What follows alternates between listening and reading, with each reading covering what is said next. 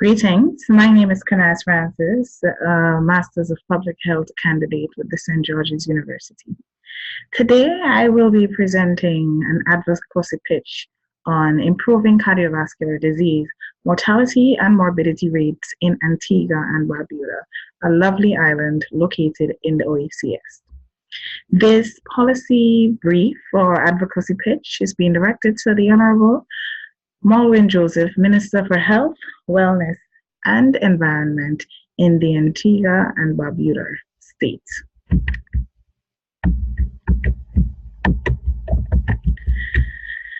Some background information. Cardiovascular disease, also known as heart disease, has two main causes. Cholesterol, which we are all familiar with. You have the good cholesterol, which is the LDL, and the bad cholesterol, which is the HDL. However, atherosclerosis is also a cause of concern. It's a problem that takes place when plaque is built up in the arteries. So those are the two major causes of cardiovascular disease. Would you believe that cardiovascular disease is the leading cause of death among men and women in Antigua and Barbuda? It is. Heart disease is responsible for heart attacks, strokes, heart failure, arrhythmia, and other heart-related ailments. Some facts. 2014 data from the CDC showed that the average number of deaths from cardiovascular disease in Antigua and Barbuda was 36%. 36 of every 100 deaths was attributed to some sort of cardiovascular ailment. In the USA, however, deaths from cardiovascular disease was 25% in that same year. This clearly shows that there's an issue to be addressed in Antigua. As I go into this presentation, I hope to be able to shed some light on what the issues are and ways in which we can rectify or mediate those issues. Some key findings. Based on the research done, cardiovascular disease prevalence in Antigua and Barbuda was widespread. The mortality rate was 36%. Cardiovascular disease takes the lives of over 17.9 million people annual. That is 31% of global deaths. I'd like to pause for a second to highlight that on a global level, we have 31% death rate, but in Antigua and Barbuda, there is a 36% death rate. The disease, however, is mostly preventable, and studies have shown that. The plaque buildup in the arteries cause restriction of blood flow, and as a result, we have cardiovascular illnesses such as stroke, arrhythmia, and so on. Nonetheless, this is caused by correctable problems such as poor diet, lack of exercise, obesity, and smoking. Therefore, this 36% is not necessary. There are correctable and preventable actions that we as a nation can take to reduce this number. Some facts. Look at our disease distribution in Antigua. Here, how well are we? Circulatory diseases, which is related to the cardiovascular system, a whopping 36%. Then we have things like cancers and tumors attributing for 23%.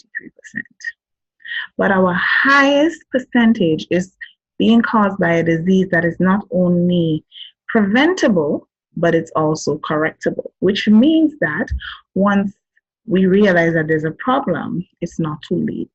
We can always go back and say, okay, let's address the issue by implementing strategies that will take care of the health problems directly related to cardiovascular illness.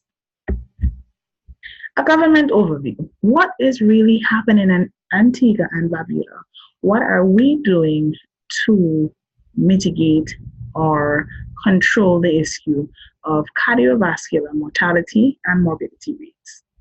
The Ministry of Health, Wellness and the Environment is responsible for the guidance, management and synchronization and mobilization of health services in Antigua. There are 25 public clinics. Studies have shown that, however, that obesity, smoking, exercise, and poor diet are responsible for this. So we have our clinics, and our clinics are there to provide primary, secondary, and tertiary health care. And they also monitor non-communicable as well as communicable and preventable diseases. No policies to prevent correctable illnesses were in place.